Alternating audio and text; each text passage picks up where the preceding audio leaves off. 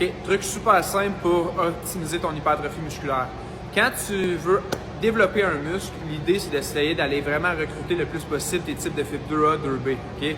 Dans chacun des muscles, tu as des types de fibre 1, tu as des types de fibres 2A, 2B, mais il y a certaines façons d'aller optimiser le recrutement des fibres 2A, 2B. Et pourquoi tu veux recruter ceux-là?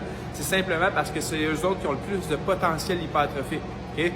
Qu'est-ce qu'il faut savoir sur les fibres 2A, 2B? C'est que c'est des fibres qui vont utiliser beaucoup moins d'oxygène pour créer de l'énergie. Donc, c'est des fibres souvent qui vont avoir plus de glycogène musculaire, etc.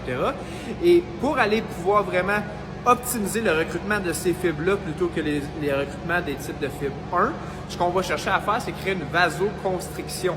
Donc, à la fin d'un mouvement, comme par exemple, si je fais un bench ou je fais un dumbbell press, je vais essayer de venir squeezer mon muscle dans le but qu'il y ait moins d'oxygène qui se rende parce que l'oxygène est principalement utilisé par les types de fibres 1. Donc, si j'ai réussi à vraiment venir